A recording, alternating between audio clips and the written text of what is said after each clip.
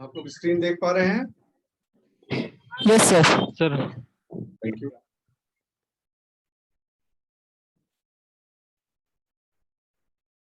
ठीक है, तो आगे बढ़ते हैं।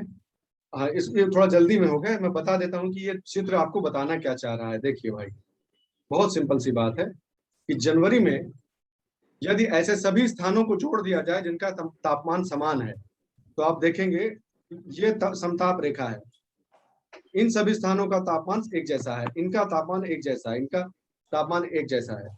तो एक अपेक्षा ये होती है भाई कि जो अक्षांश रेखाएं हैं ना, जो जिस अक्षांश पे पड़ रहा है उसका सबका एक जैसा होना चाहिए।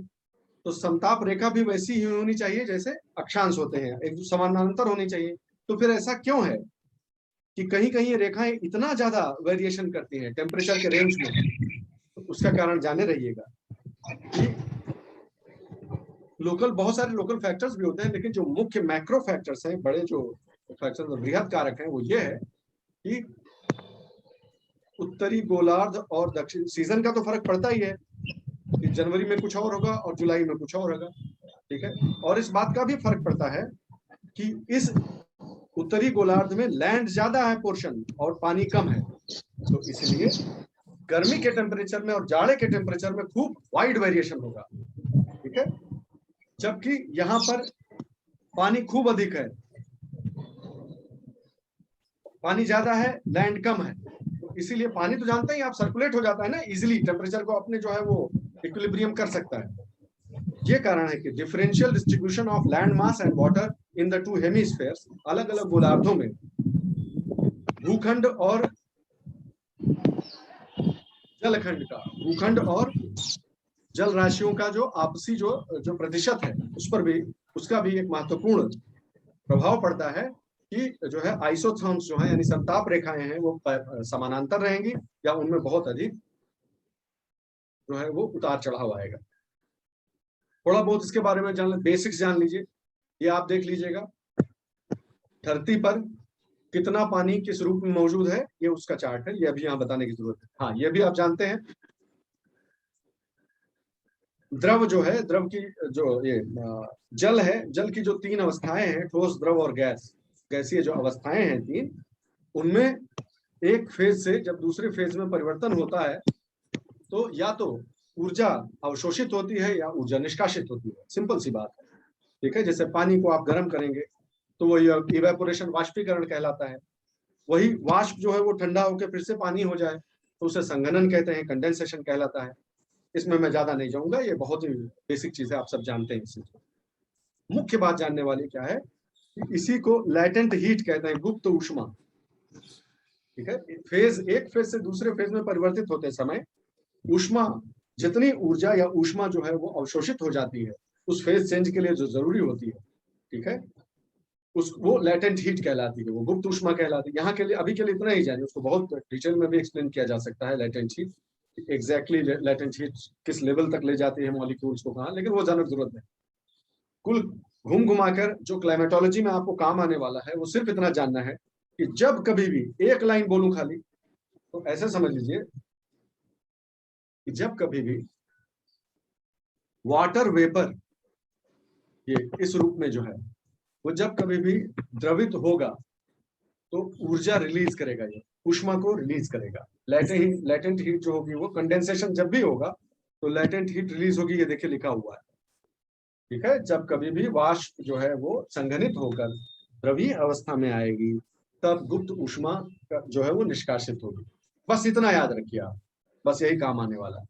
अगले तीन कॉन्सेप्ट ये जान लीजिए। क्या है वो तीन कॉन्सेप्ट? आर्द्रता, ह्यूमिडिटी क्या होती है भाई? ह्यूमिडिटी क्या होती है? हवा में वाटर वेपर कितना मौजूद है, इसी को आर्द्रता कहते हैं। बहुत आर्द्रता होगी तो चपचपाएगा सब, आप सब महसूस ही करते हैं। बहुत आर्द्रता में गर्मी भी बहुत भयानक लगती है, चाहे टेम्परेचर समान हो, लेकिन एक जगह ड्राई है और एक जगह मॉइस्ट है, ह्यूमिड है, तो आपको ह्यूमिड वाले जगह पे बहुत गर्मी लगेगी फिर। ठीक है, तो ह्यूमिडिटी वो है।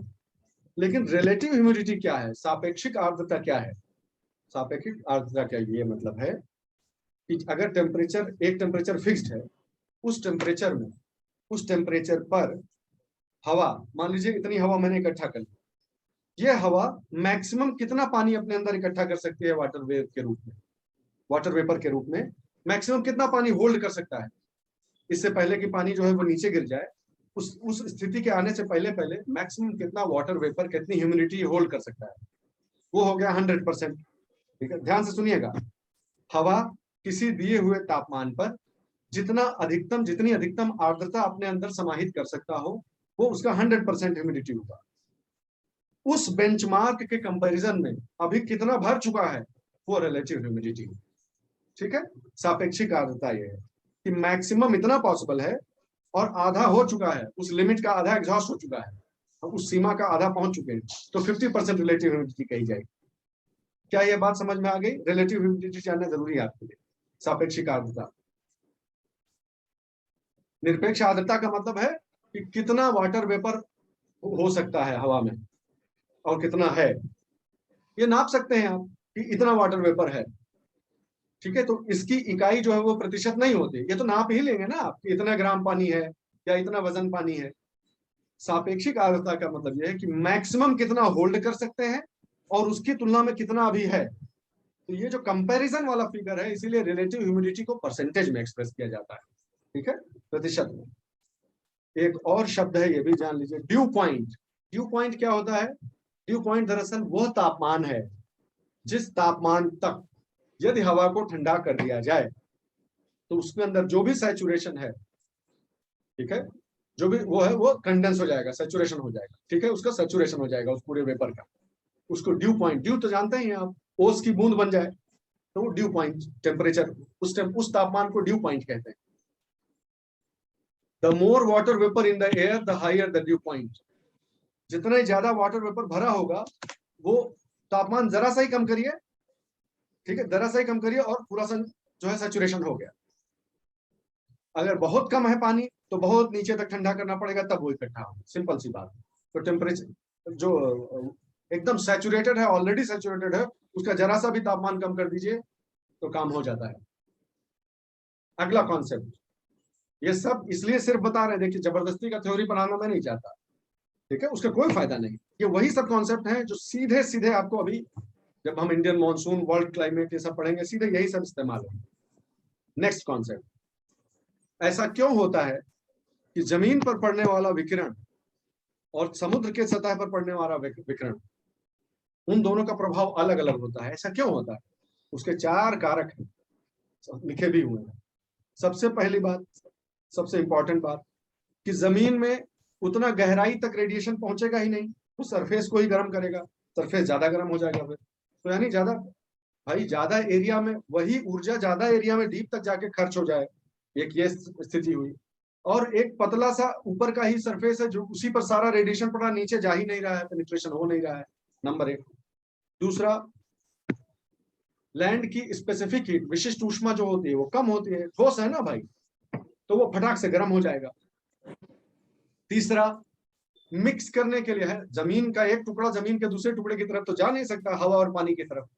यहाँ का गर्म है, वहां ठंडा है, तो आपस में मूवमेंट हो जाए, ये हो नहीं सकता है। तो जो गर्म है वो गर्म ही बना हुआ है, गर्म होता जा रहा है, और जो ठंडा है वो ठंडा। ठीक है। और चौथी चीज, ऑब्वियसली इवेपोरेशन में भी कुछ एनर्जी खत्म हो जाए, वो भी नहीं है चांस है, क्योंकि ये तो ठोस है। वाष्पीकरण का भी इसमें बहुत कम चांस है, जितना पानी होगा उतना होगा हल्का फुल्का, हल्की फुल्की आर्द्रता जो होगी। जबकि पानी में क्या होता है, इसका ठीक उल्टा होता है। ठीक है, रेडिएशन गहराई तक चला जाता है, हीट डिसिपेट हो जाती है, वाटर आप जो है पानी आपस में भी जो है धीरे धीरे गर्म होता है, आपस में मिक्स हो सकता है, और बहुत सारा लॉस जो है वो वाष्पीकरण में भी बहुत सारी जो है ऊष्मा चली जाती है। इसलिए जमीन पर और पानी पर रेडिएशन का इफेक्ट अलग अलग होता है।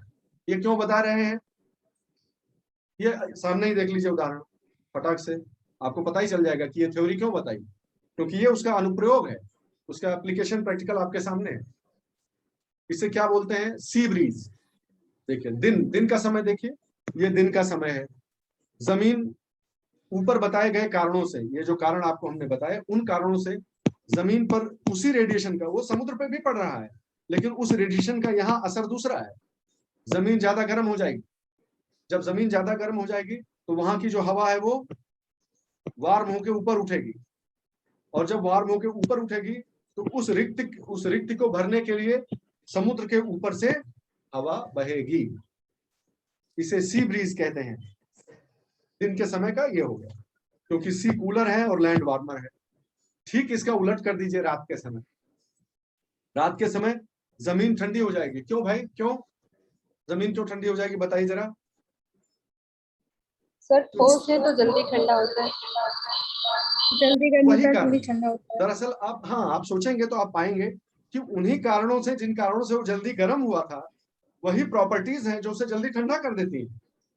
जैसे एब्जॉर्ब हुआ था वैसे ही डिसिपेट भी हो जाएगी, वो निकल जाती है फिर लैंड, ठीक है, लैंड ठंडा हो जाता है। और सी न जल्दी गर्म हुआ न जल्दी ठंडा हुआ, न ज्यादा गर्म हुआ न ज्यादा ठंडा हुआ, अपना टेम्परेचर मेंटेन रखता है।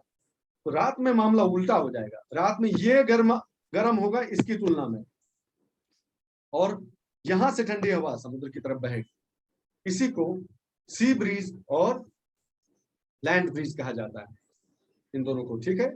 ये आप सीधे सीधे उसका प्रयोग भी आपने देख लिया। अब एक ये जो बादल हैं वो कैसे बन जाते हैं, एक बेसिक सा आइडिया आपको दे देता हूं। देखिए, एक वार्म एयर का बबल जो है वो उठता है, ये पहली स्टेज है। सरफेस के कारण, धरती की सतह के गर्म होने के कारण, उसके ठीक ऊपर की जो हवा है, परत है, हवा की परत है, वो गर्म होती है। और जो ये देखिए, ये धरती, ये ऐसा सरफेस है जो बहुत गर्म हो जाएगा, ठीक है। उसके वजह से उसके ऊपर की हवा जो है बबल के रूप में ऐसे उठेगी, गर्म होकर उठेगी, ठीक है। अब नंबर 2, जब ऊपर हवा उठती है, अब यहीं पर आ जाता है कॉन्सेप्ट एडियाबेटिक कूलिंग का। ये मैं आपको बहुत आसान शब्दों में बता देता हूं, आपको एक उदाहरण से बता देता हूं तो आपको बहुत आसानी होगी। जब हवा सडनली, ध्यान से सुने इस बात में, ये हर बार अगर देख रहे हो तो इस कॉन्सेप्ट को बहुत ध्यान से सुनना। जब कभी भी, ठीक है, हवा सडनली गर्म या ठंडी हो, एक्सपैंड या कॉन्ट्रैक्ट करे, ठीक है, तो हवा का जो तापमान है, हवा के अंदर जो ऊष्मा या ऊर्जा है, वो बाहर उस स्पीड से बाकी के रेस्ट ऑफ द एटमॉस्फेयर में, रेस्ट ऑफ द सराउंडिंग्स में डिसिपेट नहीं हो पाती है। ध्यान रखें इस चीज को। जैसे ही शब्द आ जाए एडियाबेटिक, इसकी हिंदी देख लीजिएगा, शब्द एडियाबेटिक आ जाए, इसका अर्थ ये हुआ कि ये क्लोज्ड सिस्टम है, यानी किसी भी कारण से अंदर का एनर्जी बाहर नहीं जा पा रहा है, बाहर का एनर्जी और या ऊष्मा अंदर नहीं आ पा रही। बस इतना ध्यान रखें आप। उदाहरण के तौर पर इस मैकेनिज्म को समझिए जरा। ये एक डीजल इंजन का उदाहरण है दोस्तों। जिन लोगों ने इंजीनियरिंग पढ़ी हुई है या फिजिक्स, वो जानते होंगे। डीजल इंजन में क्या होता है, जब ये पिस्टन जो है, अभी पिस्टन बंद है, देखिए यहां तक बंद है, इस लेवल तक, जब ये पिस्टन खुला हुआ होगा और ये बाहर होगा, तो ये पूरा एरिया में हवा भरी हुई है, ठीक है, पूरी एरिया में हवा है।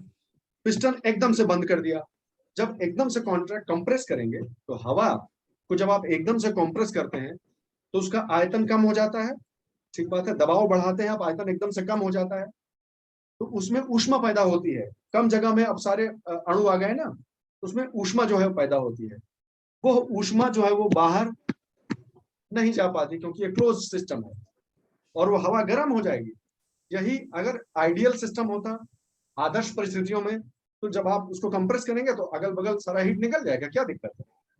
लेकिन ऐसे सिस्टम में हवा बाहर नहीं निकल पाती है। इस प्रकार के सिस्टम को एडियाबेटिक सिस्टम कहते हैं, ठीक है।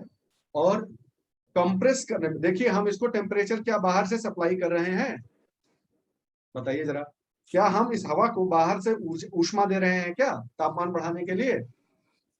No sir. नहीं, ये कंप्रेशन की वजह से, हाँ, क्योंकि हम इसको कंप्रेस कर दे रहे हैं, इसलिए प्रेशर बढ़ा दे रहे हैं, कंप्रेशन कर दे रहे हैं, इसलिए इसमें ऊष्मा आ जाती है और तापमान बढ़ जाता है। तो इस तरह के तापमान के बढ़ने को एडियाबेटिक हीटिंग कहते हैं। हीट हो रहा है लेकिन एडियाबेटिक है वो, यानी प्रेशर कंप्रेशन की वजह से हो रहा है। क्या किसी ने स्पार्क प्लग का नाम सुना है? स्पार्क प्लग, मोटरसाइकिल चलाने वाले जानते होंगे। स्पार्क प्लग सुने हो? Yes sir. Yes sir. Spark plug का क्या काम होता है, जल्दी बताओ, बहुत टाइम नहीं है मेरे पास।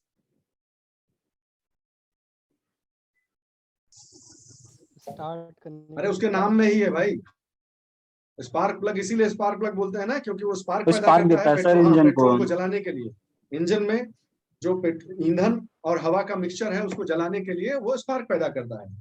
लेकिन क्या डीजल इंजन में भी स्पार्क प्लग होता है?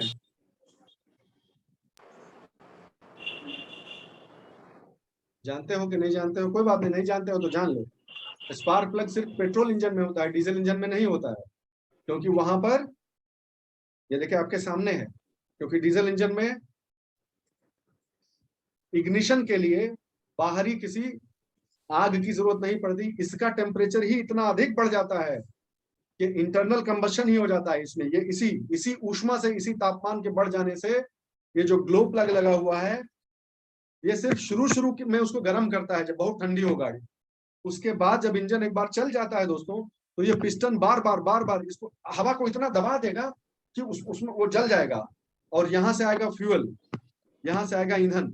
ठीक है, ईंधन और हवा सब मिक्स होंगे और उसी वहीं पे उस हवा के कंप्रेशन से पैदा हुई ऊष्मा से ही वो जल जाता है। इसीलिए बहुत तेज विस्फोट होता है यहाँ पर। इसलिए डीजल इंजन का पावर, टॉर्क जो होता है वो पेट्रोल से ज्यादा होता है। वो हमारा सब्जेक्ट नहीं है, लेकिन हम आपको एडियाबेटिक बता रहे हैं, तो एडियाबेटिक हीटिंग बता रहे हैं। ठीक इसका उलट एडियाबेटिक कूलिंग होता है। एडियाबेटिक कूलिंग का क्या अर्थ हुआ दोस्तों? कि देखो एक उदाहरण ये ले लो, एडियाबेटिक कूलिंग क्या हुई? यहां से भाई हवा थी,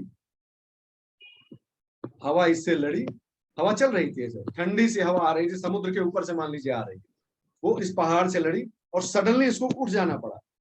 इतना स्टीप है ये कि बहुत कम समय में बहुत ऊंचाई उसने अटेन कर लिया। ठीक है, तो ऊंचाई बहुत अटेन, जो ऊंचाई सडनली जब बढ़ती है तो इसका जो है वो क्या हो जाता है कि इसके अंदर जो है, मैं आपको एक उदाहरण से बताता हूं। जैसे जैसे ये ऊपर बढ़ता है वैसे वैसे इसके अंदर का जो मॉइस्चर है, हवा में जो मॉइस्चर है, ठीक है, हवा में जो मॉइस्चर है उसका संघनन होगा। ऊपर बढ़ेगा तो ठंडी होती जाएगी, ठंडी होती जाएगी तो फिर ऊपर बढ़ने से तापमान कम होगा सडनली। तो उसके अंदर में जो वेपर्स हैं, वाटर वेपर्स हैं, वो कंडेंस हो जाते हैं, कंडेंसेशन हो जाता है। कंडेंसेशन हो जाने की वजह से वहां पर फिर जो है वो रेनफॉल में परिवर्तित हो जाएगा। ठीक है, तो हवा जब नीचे से ऊपर एकदम से बढ़ती है तो वो ठंडी हो जाती है, और उस ठंडक की वजह से प्रेसिपिटेशन होता है, और उसमें एक मैकेनिज्म हो जाती है जो आपको जानने की जरूरत है।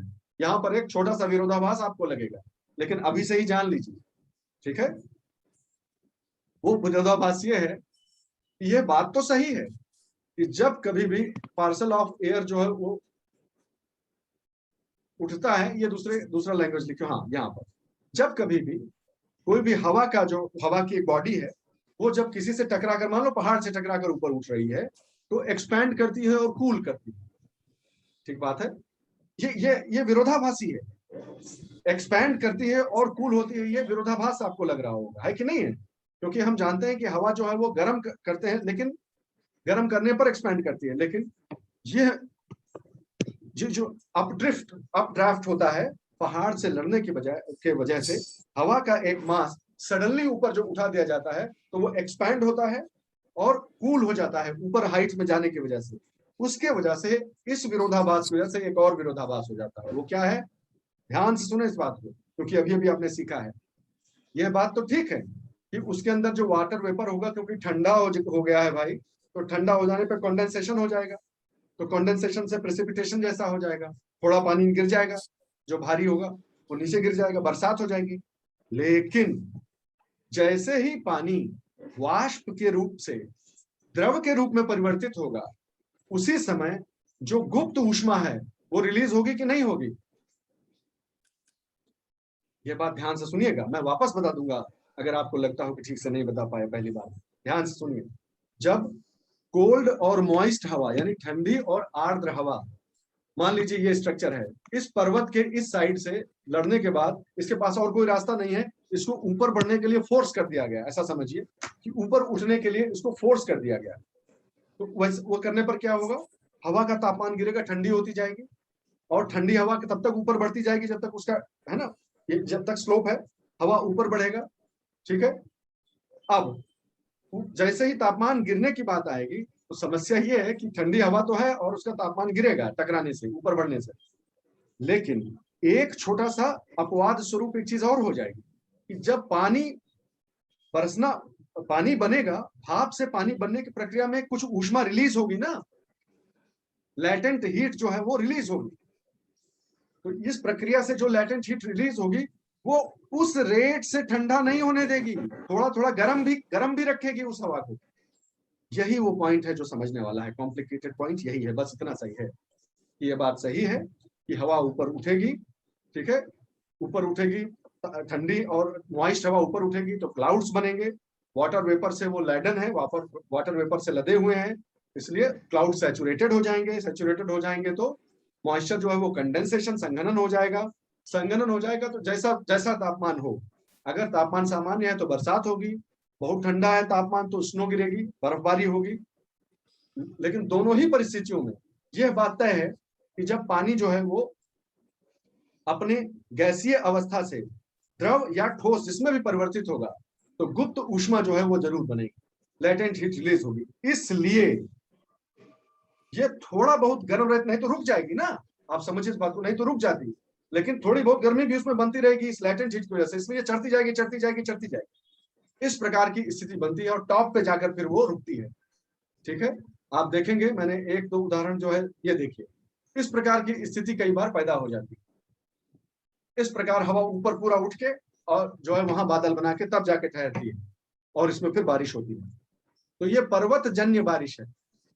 एडियाबेटिक कूलिंग जो हम पढ़ रहे हैं, एडियाबेटिक हीटिंग और एडियाबेटिक कूलिंग पढ़ रहे हैं, उसका मुख्य जो अनुप्रयोग है, हम क्यों पढ़ रहे हैं ये, उसको दो कारणों से पढ़ रहे हैं। कारण नंबर 1 कि हम ये समझ सकें कि भैया ये पर्वतीय वर्षा क्या होती है, ठीक है, पर्वतीय वर्षा क्या होती है और क्यों होती है।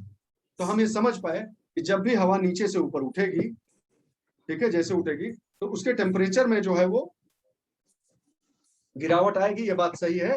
वो ठंडा तो है ही, हवा ठंडी है पहले से ही है, ठीक है, वो पहाड़ से टकराती है, पहाड़ से टकराने के बाद उसका जो वाष्प है वो पानी में बदलता जाएगा और वो हवा हल्की होती जाएगी। At the same time latent heat जो रिलीज होगी उसकी वजह से हवा उतनी ठंडी नहीं, थोड़ी बहुत गर्म रहेगी और इस प्रकार उसका ऊपर का प्रोग्रेशन जारी रहेगा और ऊपर जाकर फिर क्लाउड्स का निर्माण होता है, पर्वतीय वर्षा होती है, ये सारी चीजें होती है।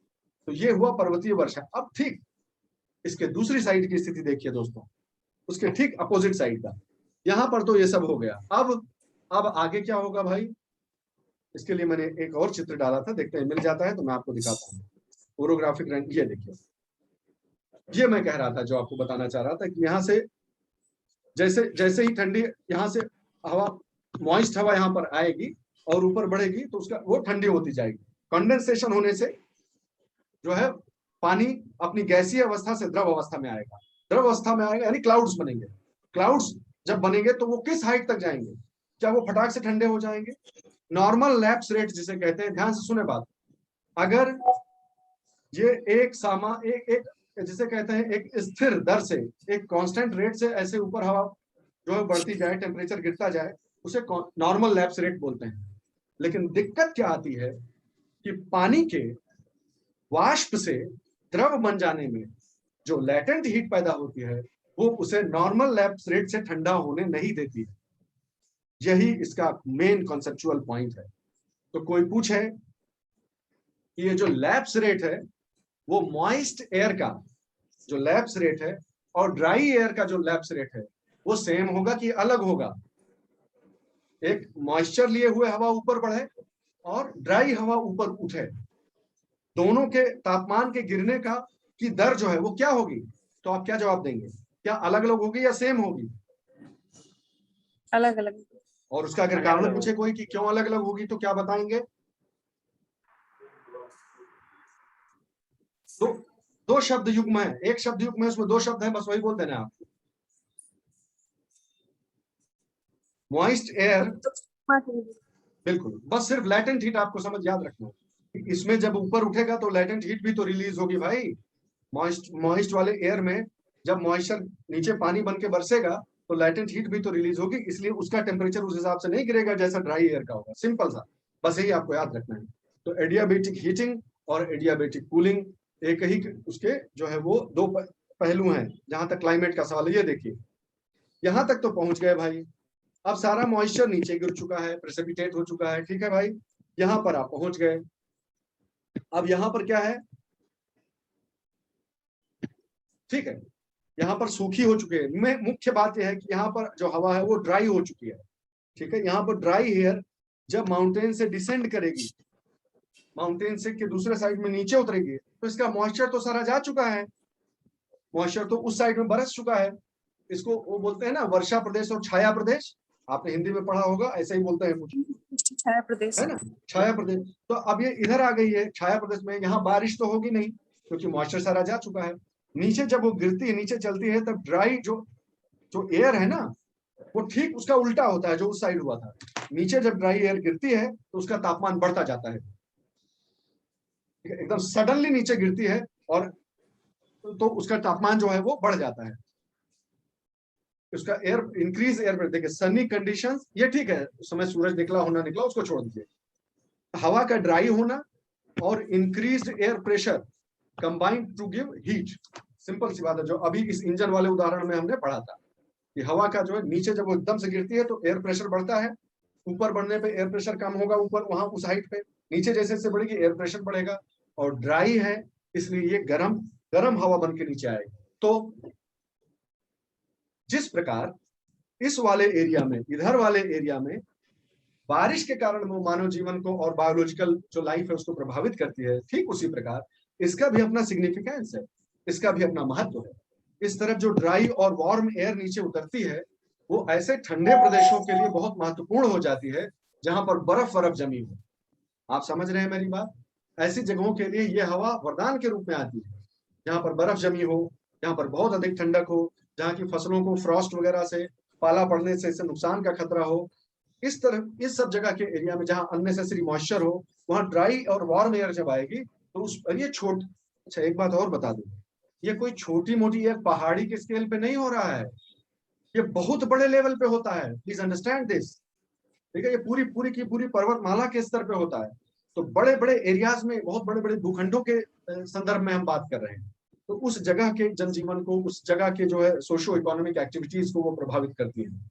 आपने वैसे तो सारा रट डाला होगा कि यहाँ वाली हवा फॉन हवा होती है ना, फॉन, यस ये सब तो रटा होगा कि अर्जेंटीना में जोंडा बोलते हैं, न्यूजीलैंड में नॉर्वेस्टर बोलते हैं, कैलिफोर्निया में डाब्लो बोलते हैं, यहाँ पर ओरेगॉन में शिनूक बोलते हैं।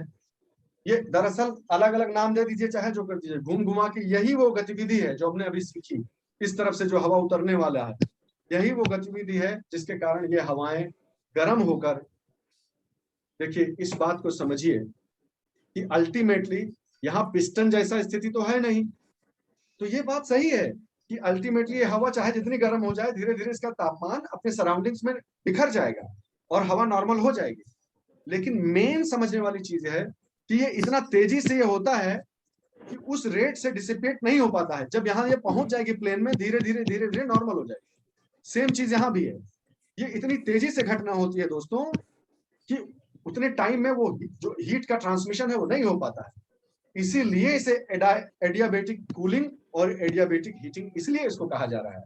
ठीक है, तो वो छोटा सा समय, वो क्षण, वो समय का अंतराल जब तक हवा अपने टेम्परेचर को रेगुलेट नहीं कर पा रही है और गर्मी होने दबाव के कारण गर्म या ठंडी हो जा रही है, उस छोटे से फेज को एडियाबेटिक फेज कहते हैं। वो अवस्था की मैं बात कर रहा हूँ सर। उम्मीद है कि ये चीज आप समझ गए होंगे।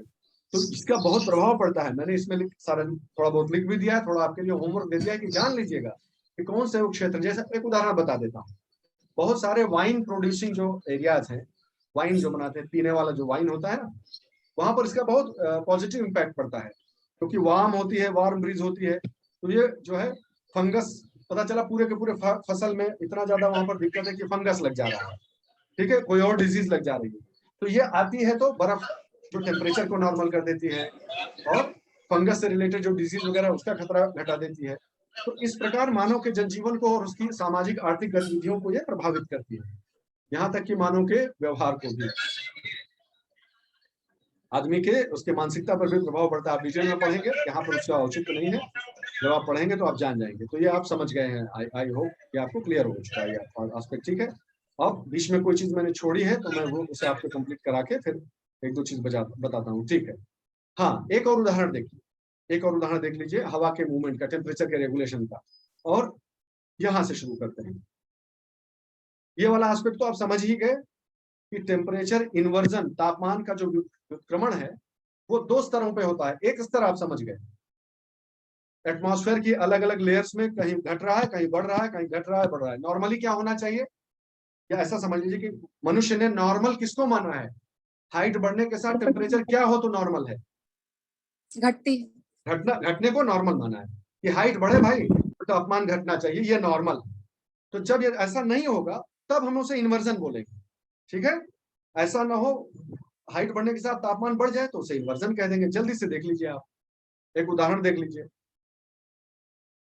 किसी जाड़े की रात मेरे दोस्तों, विंटर का नाइट हो और स्काई क्लियर हो, स्काई क्लियर होने से क्या होगा कि जितना भी दिन भर में विकिरण रेडिएशन धरती के सरफेस ने जो इकट्ठा किया था, ठीक है, धरती के सरफेस ने जो भी विकिरण इकट्ठा किया था वो सारा वो निकल जाए, बाहर निकल जाए, लॉन्ग वेव रेडिएशन सब निकल जाए, कहीं एब्जॉर्ब ना हो, एटमॉस्फेयर ठंडा हो जाए, धरती भी ठंडी हो जाए, ठीक है।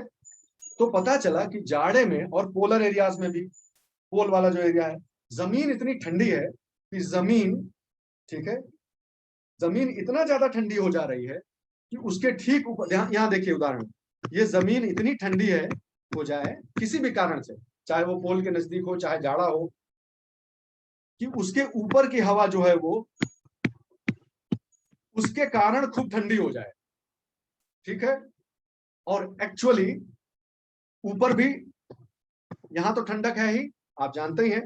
नॉर्मली क्या होता है कि क्योंकि ये जमीन गर्म है तो इसने अपने ऊपर की जमीन को गर्म रखा हुआ है, उसके ऊपर उससे ठंडा, उससे ऊपर उससे ठंडा, ठीक बात है, सच्चाई है। तभी तो हम कहते हैं कि ऊपर जाएंगे भाई तो टेम्परेचर कम होता जाएगा, इसलिए कहते हैं। लेकिन जमीन इतनी ठंडी हो जाए कि वो इस हवा को खूब ठंडा कर दे, ठीक है। और जो गर्म, जो दिन में जो गर्म हुई थी, ध्यान है ना, दिन भर में तो हवा गर्म हुई होगी, यही चीज इसमें बदल गई है ना, गर्म थी हवा लेकिन जमीन इतनी ठंडी हो गई, इसने अपने आसपास की इतने पोर्शन को और ठंडा कर दिया, हवा को भी ठंडा कर दिया, तो ये पोर्शन भी ठंडा हो गया। तो नीचे ठंडी हवा, ऊपर ठंडी हवा, बीच में गर्म हवा फंस गई, ठीक है, बीच में गर्म हवा फंस गई। तो अब हाइट बढ़ने से क्या होगा, ये देखिए, हाइट बढ़े तो यहाँ ठंडक है, और फिर हाइट और बढ़ी तो यहाँ गर्म आ गया, ये एरिया गर्म है।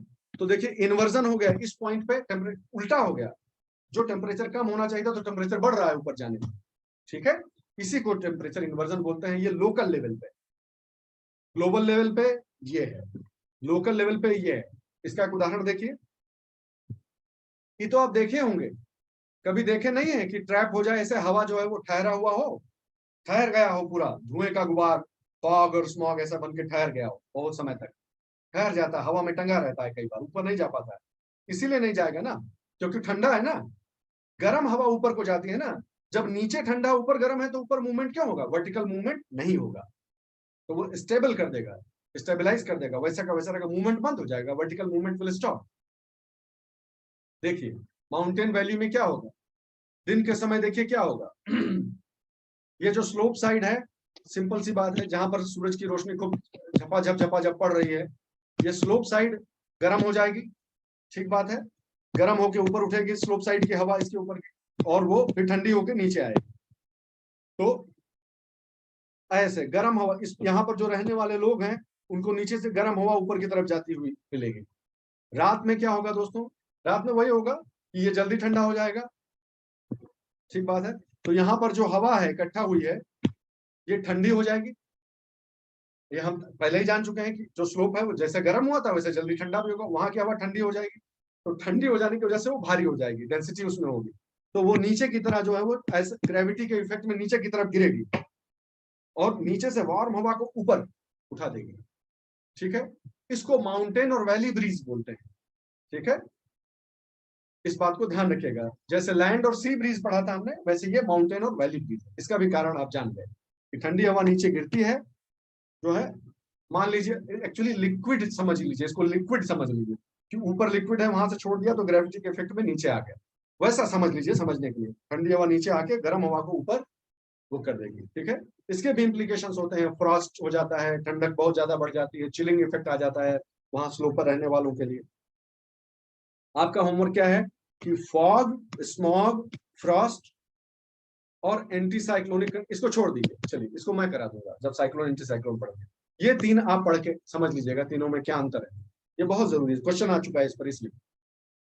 एडियाबेटिक कूलिंग, हीटिंग आप समझ गए। अब 3 मिनट का समय शेष है, इससे ज्यादा इसमें अभी नहीं करते हैं, मैं आपको बताता रहूंगा, आप चिंता न करिए, इसमें कुछ छूटेगा भी तो वो कवर होगा, ये मत सोचिएगा कि ये रह गया, वो आगे समय आएगा तो उसको अच्छे से बता देंगे, ठीक है। जैसे एक छोटा सा ये चीज देख लीजिए आप, खाली ये एक इशू समझ लीजिए, ठीक है, कि कितने तरह की रेनफॉल हो सकती है। अब आधा तो आप समझ ही गए, कितने तरह की रेनफॉल हो सकती है भाई। कन्वेक्शनल रेनफॉल, कन्वेक्शनल का संवहन के कारण, हमने आपको बताया था कि जमीन ने अपने ऊपर की हवा को गर्म किया, यह कंडक्शन हो गया, उसने उसके ऊपर की हवा को ऐसे करते गए, ऊपर हवा उठी बहुत, जब ऊपर एकदम हवा उठ गई तो वहां ठंडी हो जाएगी, वहां ठंडे होने को, वहां तापमान कम होने की वजह से क्या होगा कि जो उसके अंदर वाटर वेपर अगर है, अगर उसके अंदर वाष्प है, वाटर वेपर है, तो वो संघनित हो जाएगा और वर्षा करेगा। ये कन्वेक्शनल रेनफॉल हो गया, ठीक है। साइक्लोनिक रेनफॉल आगे पढ़ेंगे हम, फ्रंटल रेनफॉल भी आगे पढ़ेंगे। मुख्य रूप से इन दोनों की तुलना आप जान लीजिए।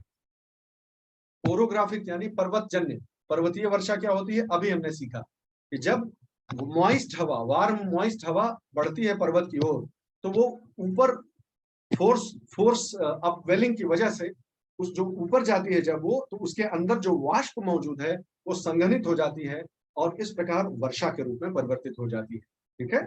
इस प्रकार ये ओरोग्राफिक रेनफॉल हुआ। इस ओरोग्राफिक रेनफॉल में और कन्वेक्शनल रेनफॉल में अंतर आप सीधे सीधे ही देख रहे हैं, दोनों में क्या अंतर है। ओरोग्राफिक रेनफॉल में जो एक टर्म है लैप्स रेट जिसको बोलते हैं, वो लैप्स रेट आप समझ लीजिएगा कि क्योंकि मॉइस्ट एयर का लैप्स रेट ड्राई एयर से अलग होता है, इसलिए इस साइड में जो है हवा वो ऊपर उठती ही जाती है, टॉप तक पहुंच जाती है, ऐसे यहाँ जाकर ठहरती है और फिर दूसरी तरफ वो हवा उतरती है जब सारा बारिश वारिश कर चुकी होती है तब, ठीक है। आई थिंक और क्लाउड कैसे बनते हैं ये सब ठीक है, ये सब आप पढ़ लीजिएगा। कुछ पार्ट्स में है जो मैं अभी और आगे एलेबोरेट करूंगा जब हम पढ़ाई शुरू करेंगे, आगे थोड़ा और बढ़ाएंगे तब।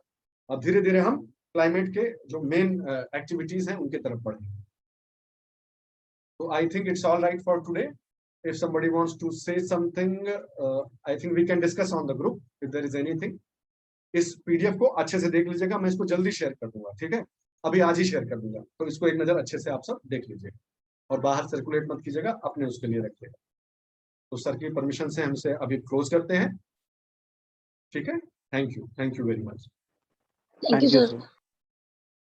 प्रणाम sir. Thank you sir. Thank you sir. Thank you sir.